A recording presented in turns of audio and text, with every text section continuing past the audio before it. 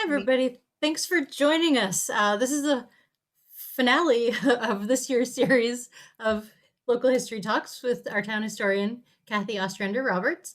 Um, we're going to take a little break for the summer and then we'll dive in again in the fall. Thank you for joining us, Kathy. Thanks for having me.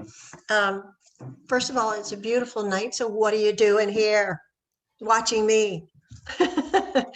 I don't know, but we got a couple here. So I thought that I would take Allison up on her request. She asked me to do a talk on the monuments because whereas I feel very familiar with the monuments in town, I forget that not everybody's as old as I am and gets the different significances of different wars and veterans monuments. So I'm going to do my favorite little horrible sharing of screen that I always try to do and botch up and see how it comes out.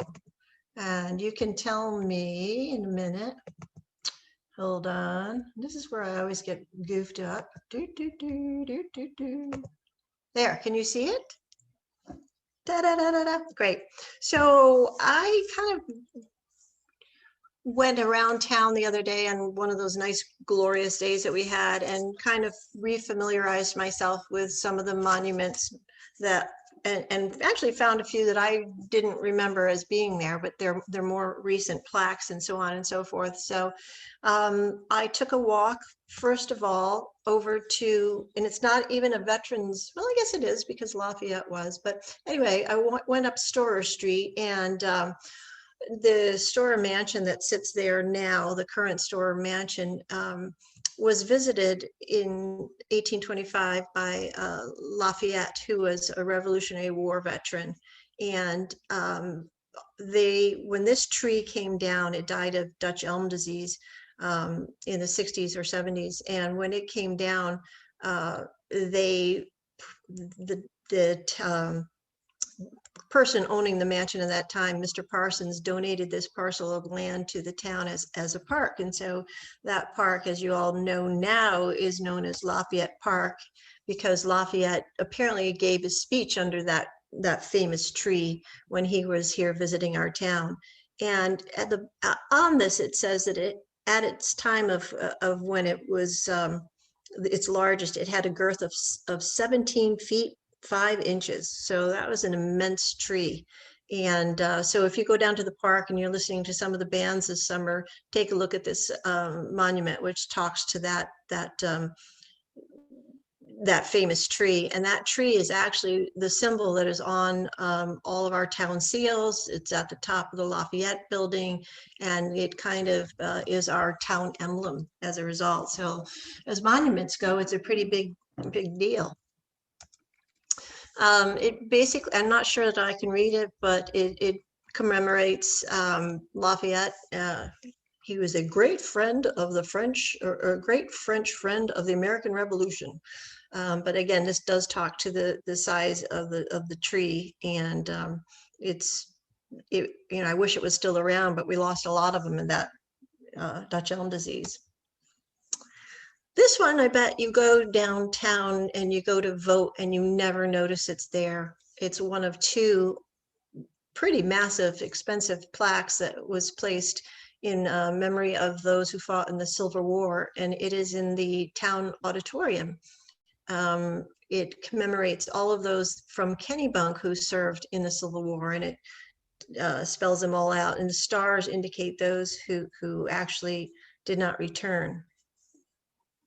On another wall there in the town hall is a smaller one, and this is also of the Civil War veterans, but this is the one that basically a lot of people came here after the Civil War who were also veterans, and they were members of the Grand Army of the Republic. It was kind of the club for veterans, and they lived out their days here in Kennebunk, so they felt that they should have a plaque for them as well. So they didn't originate, some of them didn't originate here, but became very well known here in town, and so they too have a plaque. And some of the names that jump out to myself and Stephen probably are Albion Moody, who was a well-known photographer in town, and just some of the different people that we thought were members of our town, but originally came from someplace else. Then I wandered over to the park that had a lot of controversy a few years ago when some people wanted to cut down a pine tree. This is Washington Park, and it is over next to what is now the police station. I've been here about 30 years, and so I always kind of go back to, well, it's next to the old post office, but the post office is now the police station. So anyway, it's across from the town hall, and it's basically a park that was created when one of the first two town halls caught fire and burned down. Then they decided they would relocate the town hall to a piece of land donated by Mr. Parsons. And it's now sitting, of course, where town hall sits, but originally it was across the street in this location. And over the years, it's been, dedicated as a memorial park. And a few years back, there was a movement on the part of, I believe it was the police department and the firemen, who wanted to, and it was really in conjunction with 9/11, they wanted to commemorate fallen colleagues of that event, and they wanted to have something in Washington Park that spoke to that. And so a lot of people got together and were behind it, but several people were not behind it, and it really was about this tree. This tree was planted right after World War II, and it was to commemorate some of the folks that went to high school here and grew up here, namely Johnny Babine and some of his classmates who were one of the first graduating classes from the new high school up on Fletcher Street. And they went off to war and did not come back. So in that era, it was pretty common to plant a memorial tree. And so they did. But when the powers that be decided that they wanted to make the park a little more modern, they wanted to cut this tree down, and it caused a great big snafu in the town, a big kerfuffle. The Historic Preservation Committee lobbied against it and were successful in saving the tree. There were people who felt the tree was dying and that it would be only around for another year. Well, several years later, it still stands, and this little plaque is placed next to it. Out of that kerfuffle came these two plaques, and they were placed in memory of all the fire and EMS personnel who have served the community and all the law enforcement members who have served the community of Kennebunk. And at that same time, they put up, you can see them in the background, these three flags that one is the American flag. We'll have to get another picture of it, but this monument and this park is mostly dedicated, therefore, to the veterans of the various wars, World War II, namely, and the firemen and the police officers. At that time, like I said, they did put up three flags, and the benches all have carved words in them, honor, loyalty, that sort of thing. And so it's a nice place to go and sit. And in addition to those seating places, there's a couple of regular benches for sitting in Washington Park. And I guess it's become a thing that's pretty prominent now. When you can add a plaque to dedicate a park bench, you can opt to buy a park bench and dedicate it to someone. And this is the only one, to my knowledge, that mentions the Korean War. And this is at Washington Park as well. If you cross the street from the library, this is the park that most people recognize as the park for the members of World War I and the Civil War. This is a Civil War monument. If you go to pretty much most towns in the USA who are on the northern side, had this same kind of monument. The town of York, however, had one that showed somebody in a later era costume, and for years and years, people got that confused with a Confederate soldier, and there was a lot of stink over that. But this one is just a true representation of a Union soldier, and it was put here on this property. A lot of things were on this property before it became a park. There was a photo studio, there was all kinds of buildings that stood here, but finally it was dedicated as a park, I believe around 1920. Steve can help me out on that later. And these monuments were put up. This one is to those who served in World War I. And it mentions all of our soldiers from Kennebunk who served in World War I. The one on the left is just a little dark, so I've put this one on the right. So if you're ever up in that part of town and you're doing your banking or popping in the library, that's a sweet little park that you can go and visit as well. There is another bench out front of this, and it has a plaque on it dedicated to Beth Suzer, Elizabeth Ann Suzer. She was part of the bank and a beloved person here in town, and this little monument is honoring her. And that's just in the same park as the Civil War soldier. Oh, somewhere in here I missed my picture, and hopefully we'll come back to it. It is of a cannon. There's a cannon at the park where the Civil War soldier is, and if I don't have the slide, I'll just tell you about it now.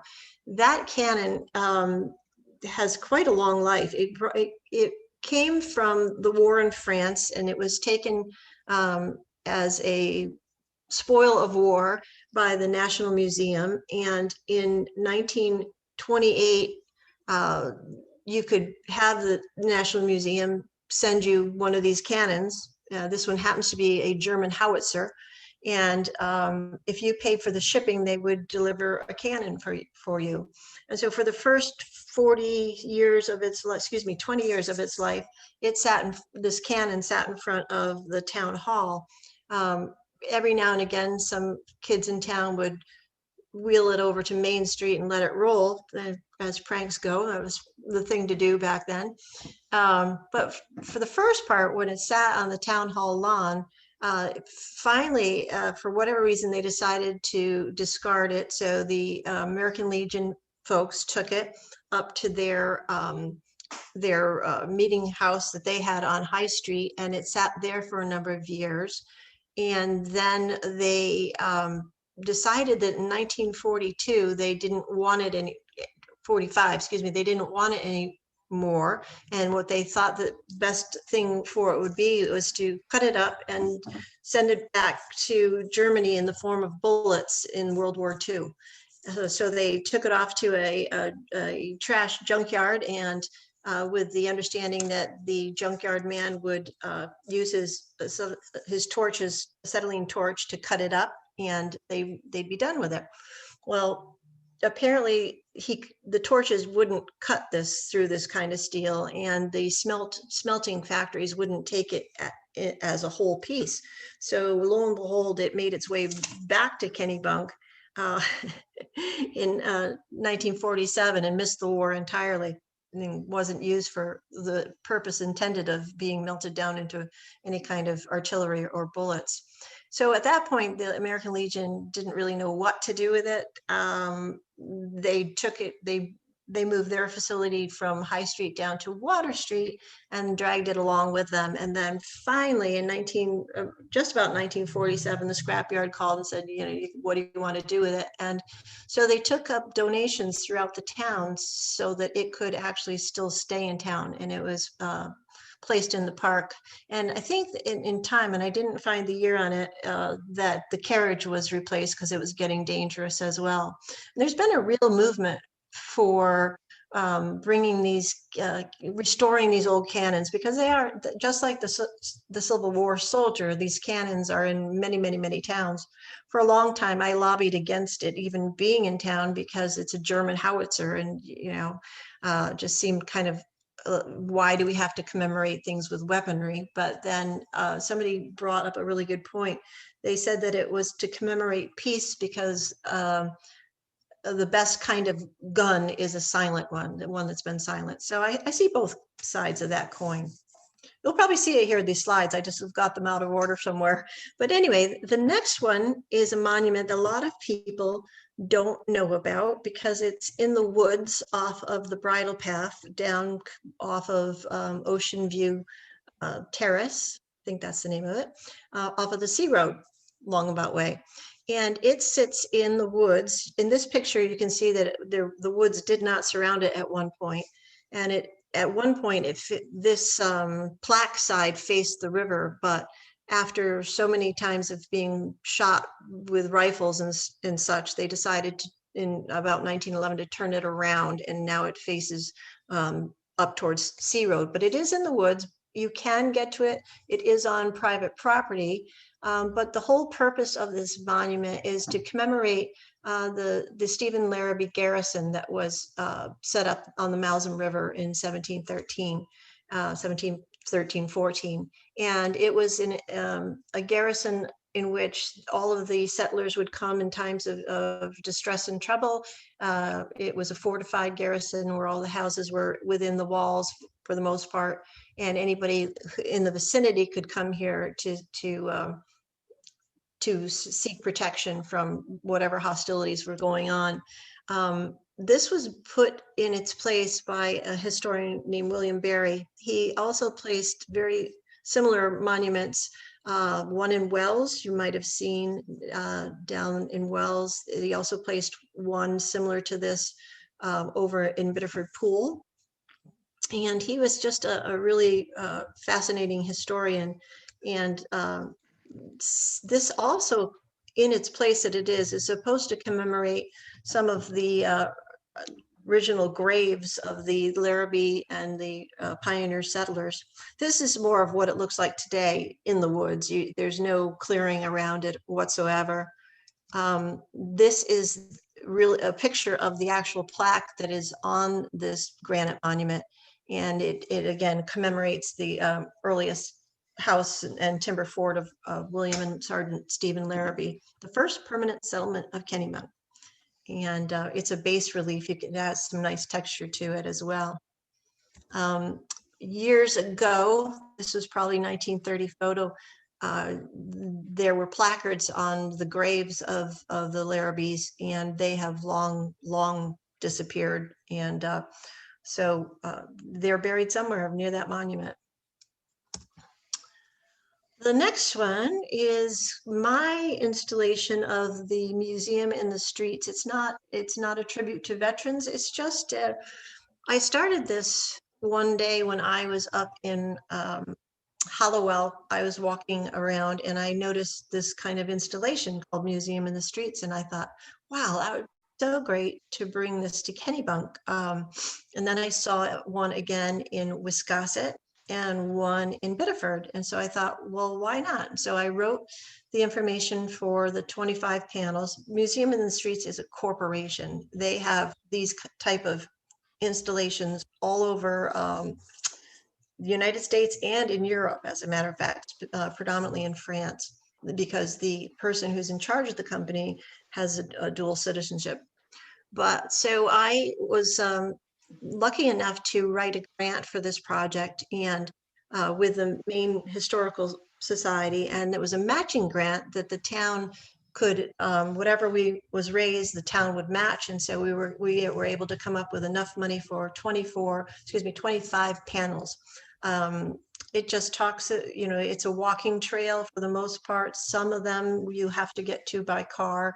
There are brochures at the Brickstore Museum and at the town hall if you want to grab one and take a walk or take your car to see some of these sites. It talks about manufacturing on the Malzam River and some of the more famous houses like the Storer Mansion and the Bourne Mansion, and it talks about some of our sites like the high school and shipbuilding and all kinds of fun things. So I had a lot of fun doing that. And it's the only downside is we have now 24 panels, not 25. The very last one, which used to be on the bridle path that talked about the Native American mound, was stolen. So for whatever reason, it's not worth putting it back up because it'll just keep getting taken. But this is a neat walking, a COVID-free experience if you want to take part of it. And then last but not least, I told this was going to be a quick one tonight because there aren't that many, but last but not least is personally think that our best memorials are our cemeteries. You can learn so much from walking in Hope Cemetery or the Unitarian Churchyard about the people who were here originally. You can learn, in fact, I have a sign from a fire company in my house. It's called the Mausam 3 fire company that I really didn't know that much about. And I was up in Mount Pleasant Cemetery and saw that one person who actually was commemorated for having served in the Mausam 3 fire company up there. And so I learned a little bit more about it that way. But there's tons of history. These stones talk of shipwrecks, of Civil War battles, all kinds of interesting things. And again, I'll quote him because I always do, but Benjamin Franklin said that you can tell a society by how well they keep their cemeteries, which is true. However, Maine and specifically well, I'll just say like Kennebunk has 73 private cemeteries that are in horrible states of repair because the families have moved away and they're on private lands. But at least we have some very gorgeous ones at Hope and Evergreen that are, a wealth of information. So if you are looking for monuments, there's a plethora of them here in town. And it looks like I didn't get a picture in here of that darned old howitzer, but I'm sure if you just go down to the library and look across the yard, you can see it. That's it. And I'll miss you all for the summer, but I'll be back in the fall. I'll try to cook up some fun topics for us if they'll have me back. Does anybody have any questions? Or comments? Steve does. You should be able to unmute, but let's see. I've hit ask to unmute. Am I there? Oh, There. okay. Here we are.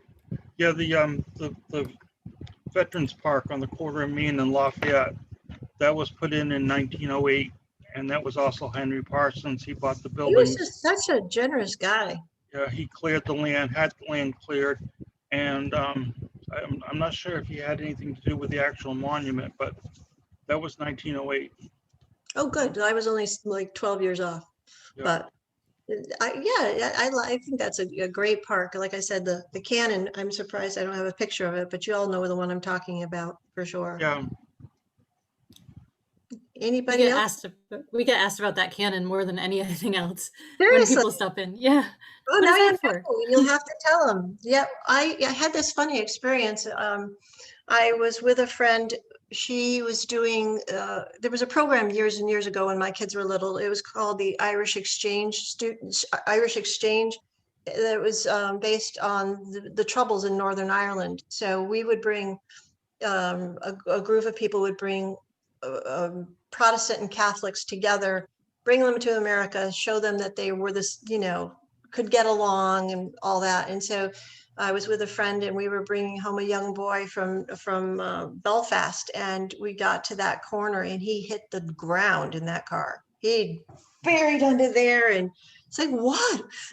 You have the guns here too. He was like petrified. It was just scared him to death, and didn't realize that you could have a pleasant park with a gun in it. So it was just was pretty strange. I guess there's one in Saco. There's several all over the nation, I'm sure, but